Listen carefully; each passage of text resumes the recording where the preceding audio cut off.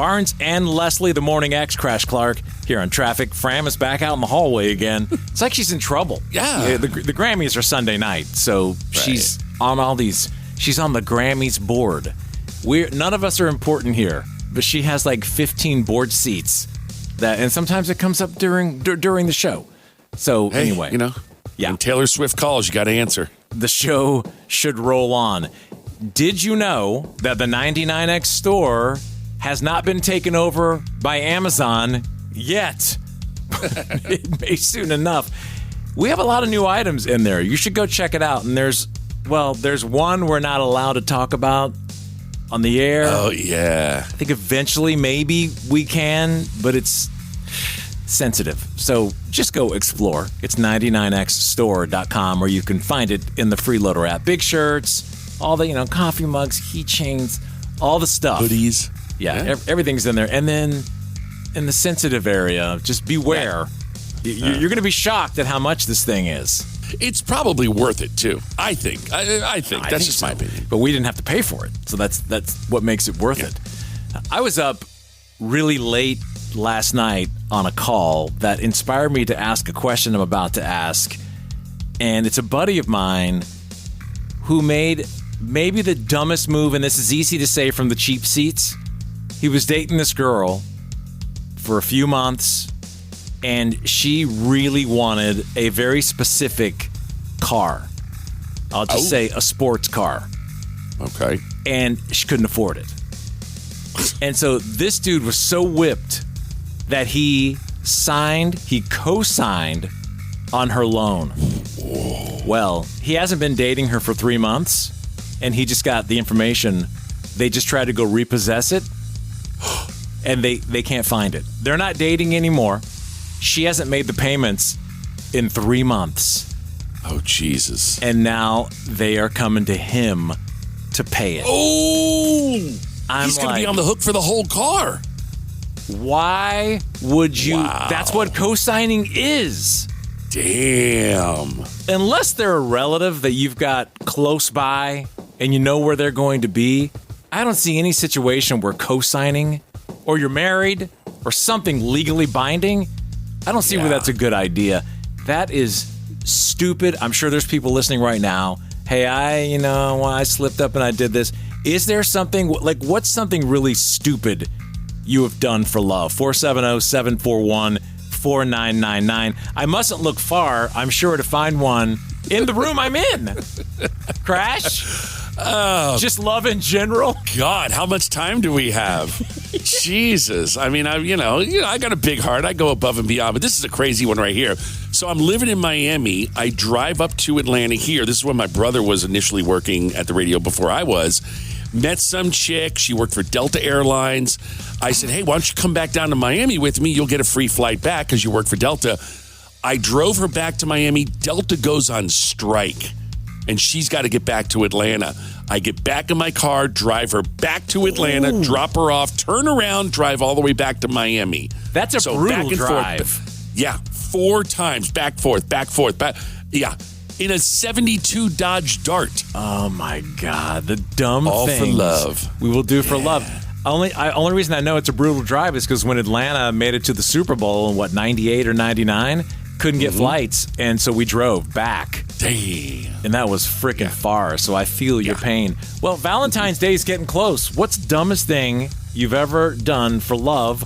Morning X, good morning. Who is this? This is Leela. Put it on the table. Dumbest thing you've done for love. Well, I had a really, really good job in the 90s with a very famous chef in New Orleans, and met somebody who lived in Atlanta. We got involved. 3 months later, it was like, hey, this isn't going to last because you're here and I'm there, blah, blah, blah. If you could only move, blah, blah, blah. So I moved back to Atlanta, and the next day they called me and said, hey, this isn't going to work out. Hey, who said that? The guy? Yep, said it's not going to work out. He let you move all the way here from New Orleans and then told you? Yep. Wow. Oh, my God. Had you signed leases and stuff? No. That was the fortunate thing for me. I had a condo that my grandmother had given me, and it was still vacant. So I was able to move back into there. But yeah, got all the way over here. Came, helped me move, all of that good stuff. Yep. Why did he have such a change of heart so quickly? What was his excuse? They had gone to Piedmont Park and run into their ex, and they sat and talked. And instead of just telling me that, my God, yep, that's brutal. Sorry that happened to you, and then you just hightailed back to New Orleans. I did not. By that time, I had already gotten a job at Nava at the time, so I just went to work at Nava. So yeah. Rest in peace, Nava. I missed that restaurant. Yeah. All right. Me too. It was very good. Thanks for sharing your story. All right. Bye. She's another wounded warrior. Wow. Morning X. Good morning. Hi, who is this? This is Jennifer. Jennifer. Craziest thing you've done for love. What is it? Why is this all women, by the way? Hello. I know really. Guys are dumber. Well, I think that for women, we just feel like maybe we're doing the right thing because we get caught up in the moment. Well, what was your thing? Oh, I actually moved all the way to Wisconsin, and I froze my butt off. But everything up there is green and yellow. Like, they paint their houses green and yellow with the big, Green Bay Packers G on the driveway or whatnot. Yeah. It was very odd. And this, mind you, was back in the 90s. So it was pretty rural in Waukesha, Wisconsin back then. But yeah, all they really do up there is drink and have babies.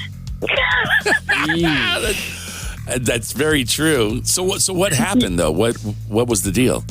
Well, I think it was like my first New Year's. We were bar hopping in Milwaukee, and snow was up to about my knee or my thigh. And I was like, nope, this isn't for me. So I left about 3 weeks later. Guys, don't move. Don't move for a piece. Don't move. Take a bus if you have to. Greyhound that crap, but don't move. Especially not to Wisconsin. Yes, and don't downgrade to Wisconsin. Exactly. All right. Thank you for sharing your story. You're welcome. Thanks. You guys be warm. Thank you. We'll see you later. Packers. Go Packers. And painting the driveway? Come on, psycho. Nobody does selling better than Shopify. Shopify is the home of the #1 checkout on the planet. And the not-so-secret with Shop Pay that boosts conversions up to 50%, meaning way less carts go abandoned and way more sales going through. So if you're into growing your business, your commerce platform better be ready to sell wherever your customers are scrolling or strolling. On the web, in your store, in their feed, and everywhere in between. Businesses that sell more, sell on Shopify. Upgrade your business and get the same checkout that Skims uses. Sign up for your $1 per month trial period for 3 months at shopify.com/Westwood1, all lowercase. Go to shopify.com/Westwood1 to upgrade your selling today. Shopify.com/Westwood1. It's back. Hey, it's Dan Bongino. I've got some big news for you. Starting February 2nd, the show is back. That's right. The Dan Bongino Show is relaunching, and we're going bigger than ever. Join me live on Rumble.com Monday through Friday, 10 a.m. to noon Eastern. We'll cover the stories that matter, cut through all the garbage, and get to the truth. Can't catch it live? No problem. Grab the audio wherever you get your podcasts. Remember, February 2nd, the return to the Dan Bongino Show. Don't miss it. Morning X. Good morning. Hello. Who is this? Good morning. This is Amy. All the women. It's all ladies. I love this lady. We're in the women's restroom apparently talking. So what is your dumb story that something crazy you did for love as we warm up to Valentine's Day? Mine is actually a good story. It's crazy, but it's good. Okay. I'm going to take you guys back to April of 1997. Okay. Got an email on this international pen pal website that said 4 hot Aussies are coming to a U.S. town near you. And so I responded and I said, I will be the judge as to just how hot you are if you come to Atlanta. They ended up coming to Atlanta because the airfare was $15 cheaper than going to New Orleans. And it's funny because my husband was the only one out of the 4 that wanted to go to New Orleans. He did not have any interest in coming to Atlanta. But anyway, he was in the minority, so they came to Atlanta.